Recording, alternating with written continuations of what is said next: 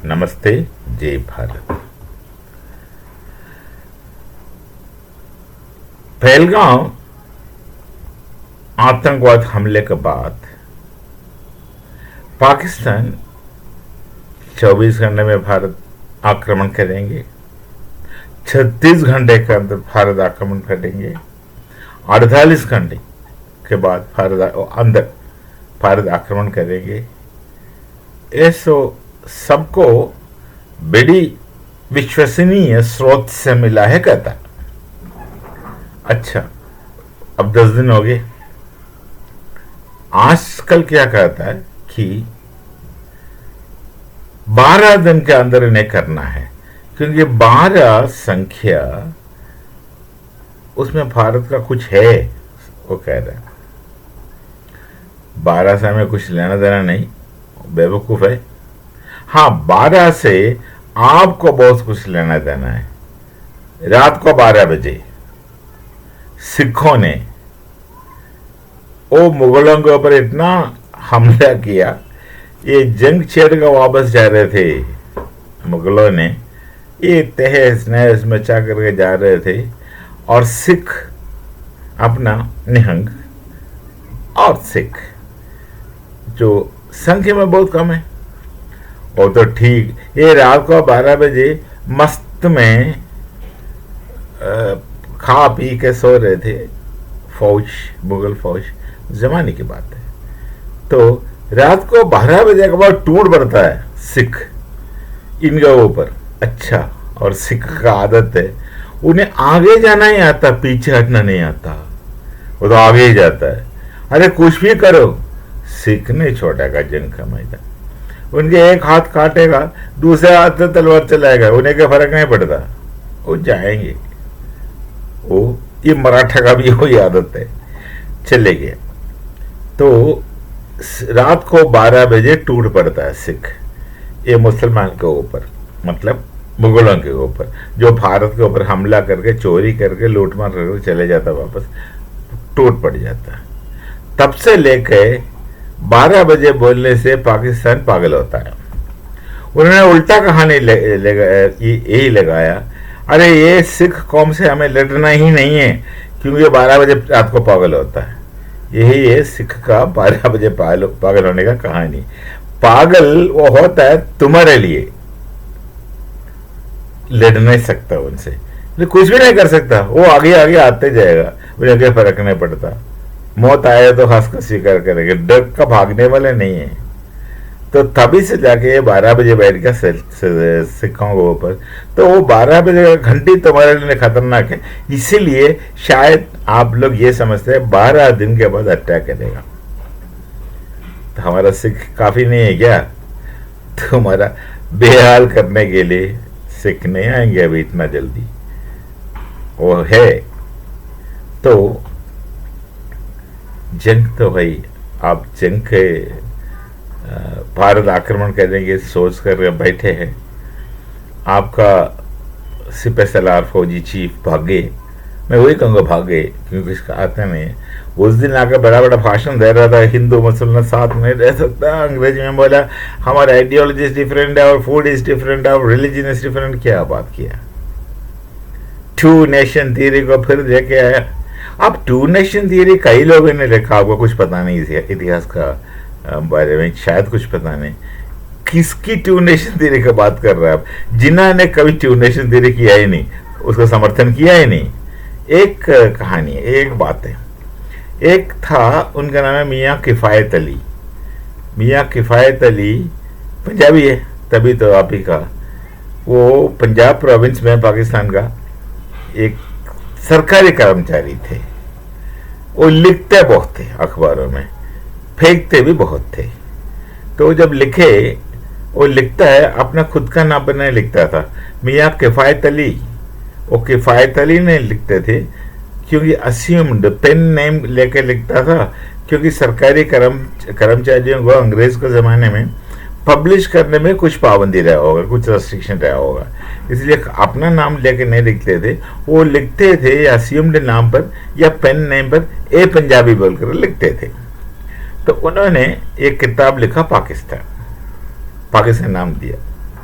और उस किताब अपना गुजरात का, मंदौद का नवाब से पूछा, नवाब साहब इसको छपवाना चाहिए कुछ पैसे। तो नवाब ने देख कर बोला, नवाब मंदौद बोला कि ठीक है, मैं उसका खर्च उड़ाऊंगा, पब्लिश करूंगा तुम्हारा किताब। और उस किताब का एक कॉपी, उस जमाने में पता नहीं कैसे कॉपी बनाया, ये मुझे पता नहीं, एक कॉपी मोहम्मद अली जिन्ना को भेजा और उनसे पूछा, ये नाम पाकिस्तान नाम है, किताब का नाम पाकिस्तान था, भेजा है, और उनको ये रिक्वेस्ट किया आप उसका एक इंट्रोडक्शन लिखिए। अब जिन्ना को है नफरत पाकिस्तान नाम से, वो नहीं चाहते अलग देश बने, कि उनको पता है, वो तो गुजराती है, दिमाग है उनका, उनको पता है कि ये लोग आपस में लड़के खत्म होने वाला हो जाएगा। इकबाल तो सपना देखता है, बोलता है इस्लामी से यूनिटी, पर जिन्ना को तो पता है अब यूनाइटेड नहीं हो सकता, अब तो भाषा को लेके लड़ेंगे, कुछ और चीज को लेके लड़ेंगे, आपस में इतना कोई तालमेल आपका नहीं है। और जिन्हों को ये भी पता है कि भारत को एक बनाने वाला भारतीय संस्कृति है, जूनागढ़ का गुजराती है मूलता। तो जिन्ना ने एक तार भेजा नवाब ऑफ मंदौद का, मंदौद नवाब को एक तार भेजा, उसमें यही लिखा आप पब्लिश करें या ना करें किताब आपका इच्छा है, पर उसका नाम पाकिस्तान छोड़ के और कुछ रखो। तार भेजा कि इतना चिढ़ था, ये नफरत था पाकिस्तान शब्द से। हो सकता है कि वो शब्द पाकिस्तान ये अपना रहमत अली ने बनाया हो, इसीलिए होगा। रहमत अली होशियारपुर का है, पंजाब का है, इसीलिए शायद होगा। जिन्ना को नफरत है, और जिन्ना बिल्कुल नहीं चाहते कि भारत का मुसलमान अलग जाकर बसे, दो नेशन थियरी बने। वो चाहते हो भारत का अंदर रहे और फायदा खूब उठाए। उनका सोच आपका पक्ष में था, ताकि भारत के अंदर रह करके आरक्षण पा करके मल्टीप्लाई करो, मल्टीप्लाई करता जाओ, एक दिन राज करो, यही था उनका प्रोग्राम। पर दो नेशन थियरी वाले कई लोगों ने बनाया दो नेशन थियरी, मुझे याद नहीं, एक नाम तो याद है, वो दक्षिण का, साउथ का, हैदराबाद का डॉक्टर पीएचडी है क्या उनका, वो उस्मानी यूनिवर्सिटी में अंग्रेजी का लेक्चरर था वो, लतीफ, मोहम्मद लतीफ, उनका लतीफ थीम, ऐसे अलग डोनेशन दे रही था भैया। अब ये अपना आसिम मुनीर जी पाकिस्तानी फौजी, अब किस टू नेशन थ्योरी का बात कर रहा है? टू नेशन थ्योरी कई है, एक नहीं है, कई लोगों ने बनाया, छोड़िए। तो ये सब बोल करके आपने इतना बात करके फिर आजकल दिखता नहीं है। और आपका प्रधानमंत्री जी फिजिकली कुछ अनवेल है, सुना है उसका क्या बीमारी है, तो बोलना मुझे अच्छा नहीं लगता। किसी का सेहत के बारे में कुछ कहना सही नहीं है, वो है नहीं, वो कहीं हॉस्पिटल में है, रावलपिंडी बोला जहाँ भी हो, हॉस्पिटल में हो, बीमार है, या हो सकता है कि बीमारी का नाम लिया हो, पता नहीं, जो भी है वो दोनों नहीं है। और वो लीडरशिप हमेशा जब सतर्क रहना चाहिए, सामने नहीं दिख रहा और लोग तरह तरह की कहानी बना रहा, इतना अनिश्चितता या अराजकता पाकिस्तान के अंदर है। पाकिस्तान के अंदर हमेशा वो अराजकता रहा है, लॉलेस, इतना लॉफुल समाज नहीं है वो, तो वो तो हमेशा रहा है, जो जीते वो वही सिकंदर, आपकी बात। तो ये स्थिति का फायदा वो लोग उठाएगा, बल्लूजी उठाएगा, पठान उठाएगा। पठान तो बेटा लड़ाकू कौम है, और हमारा पठान के साथ कब का रिश्ता है आपको पता है, तक्षशिला से लेकर हमारे उनका साथ रिलेशन है, और बहुत पुराना रिलेशन है। तो वो नेक दिल है पठान लोग, तो वो सच्चाई को मानता है, इज्जत देता है, सीधे सीधे लोग हैं। तो सीधे सीधे लोगों से हमें क्या तकलीफ है भाई?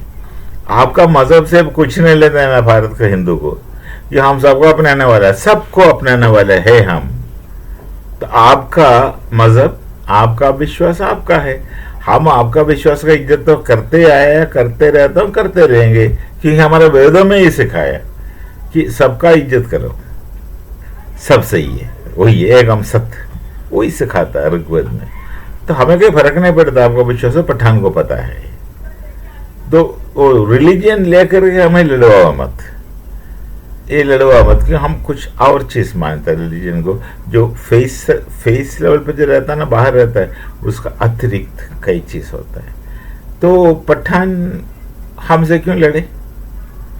और बलूची शायद उनका हमारा बहुत पुराना रिश्ता है, वो ब्राहुई भाषा लेकर के, द्राविड़ वाली चिंता लेकर के काफी तो रिश्ता है इनके साथ। तो आप अकेले पड़ गया जो पाकिस्तानी पंजाबी, जिन्हें मैं पंजाबी करने मुझे अच्छा नहीं लगता, क्योंकि पंजाबी है ही नहीं। पंजाबी जैसे हम समझते हैं तो अलग है, पर आप खुद का पंजाबी कहता बिल्कुल पंजाबी नहीं है, क्योंकि आपको पंजाबी वाला कोई गुण नहीं है, कोई विशेषण नहीं है, ना पंजाबी लिखना आता है, ना पढ़ना आता है, ना बोलना आता ठीक से। बीच बीच में पंजाबी का दो लफ्ज बोल करके आप पंजाबी खुद कहते हो, मानने के लिए मैं तैयार नहीं, क्योंकि आपको लिखना पढ़ना आता नहीं पंजाबी। आप लिखते पढ़ते हो तो पर्शियन लिपि से, पंजाबी का अपना स्क्रिप्ट है जो आपका थोड़ी आता है। पंजाबी गुरुमुखी में लिखा जाता है, गुरुमुखी में लिखा जाता है, अब सारी पंजाबी गुरुमुखी में लिखता है। आपको आता नहीं तो पंजाबी लिखना पढ़ना नहीं आता तो पंजाबी कैसे बना? अब पंजाबी वाला कोई संस्कार है आप में? वो तो संस्कार छोड़ के चले गए ना, 47 में खत्म हो गया आपका नाता पंजाबी संस्कार जिसे संस्कार से खत्म हो गया। फिर खुद का पंजाबी मत कहो, कुछ और कहो। अच्छा नहीं लगता आपको खुद का पंजाबी करके, आपका मुंह से अच्छा नहीं लगता। भारत का कोई पंजाबी कोई या कोई भारतीय को अच्छा नहीं लगता कि हमारा जो जो कॉन्सेप्ट है पंजाबी का वो बहुत अलग है, बहुत अलग है। तो आपको बिल्कुल नहीं पता है वो हम पंजाबी को कितना इज्जत देता है, कैसे इज्जत देता है। वो इज्जत का हकदार है इसीलिए देता है, वो इज्जत हासिल करता है अपना कर्म से, धर्म से, कर्तव्य से, तो उन्हें इज्जत मिलेगा, खूब मिलेगा। आपको ऐसा बात नहीं है, पंजाबी मत कहो, हमें शर्मिंदा मत करो बस। तो ये स्थिति है पाकिस्तान का। आप हमले का अभी भी प्रतीक्षा कर रहा है, अपेक्षा कर रहा है। हमला तो उसी दिन शुरू है भाई, युद्ध जो चल रहा है आपके साथ, युद्ध चल रहा है। हमने जल बम विस्फोटन किया, आपने अणुशक्ति विस्फोटन करने का बात करते गया। पता नहीं आटम बम किसी का फॉर्मूला चुरा करके किसी ने बनाया होगा, या किसी का बना बनाया चीज अपने पटाखे लाके रखे होंगे, तो आपको बात है हमें पता नहीं। पर हमने तो जल बम का विस्फोटन किया, कभी बंद करता है कभी खोल देता है, वो तो हुआ ना युद्ध। और आपका आना जाना बंद कर दिया, एक तो हुक्का पानी बंद कर दिया, आना जाना बंद कर दिया, रास्ता बंद कर दिया, और जो समुद्र की तरफ जो व्यापार चलता है वो रूट है वो सब बंद किया, आकाश मार्ग बंद किया, इतना सारे बंद किया। आपका दोस्ती खत्म कर दिया बाकी लोगों से, आपका कोई बचाए नहीं दोस्त। और जो भी आपके पक्ष में यदि आना भी चाहे वो नहीं आएंगे, क्योंकि आप गलत है।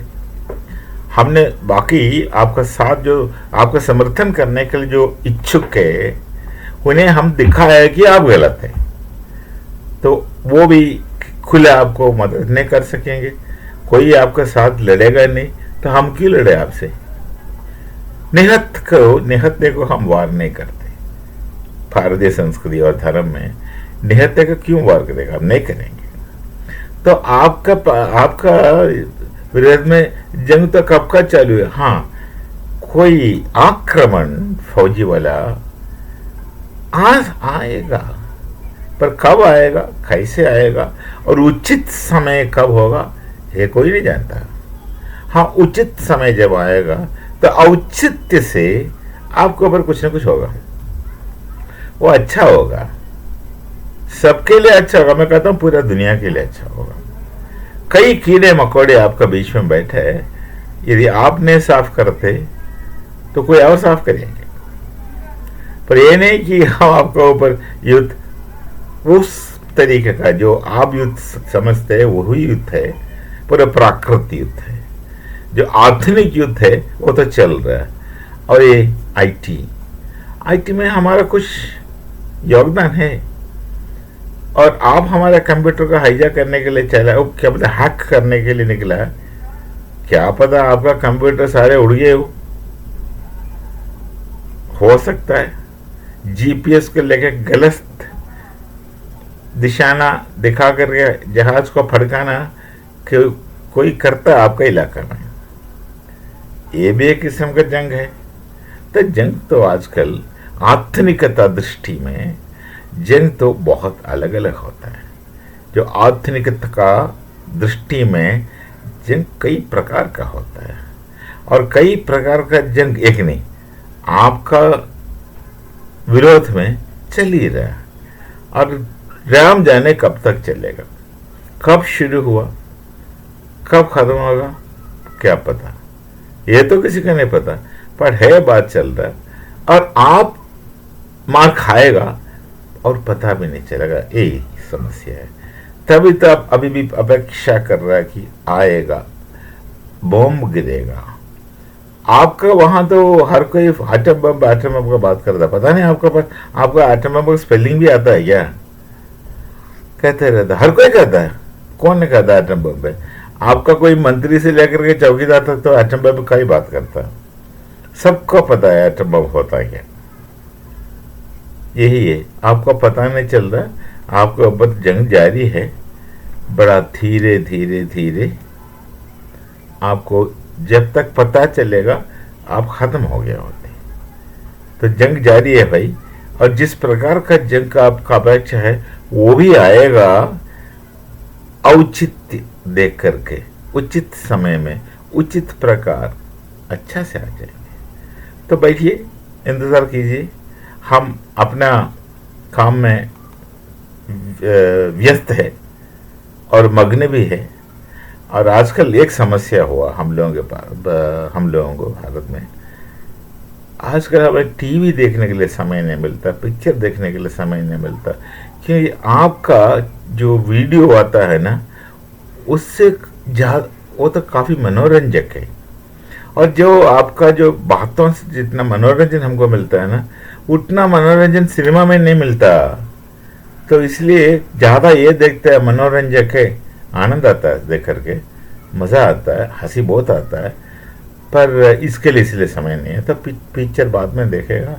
आज के लिए चालू मनोरंजन है ना जो चलते रहता है, क्या क्या बोलते हैं, अपडेटेड मनोरंजन, ये आप देते हैं। इसके लिए आभारी।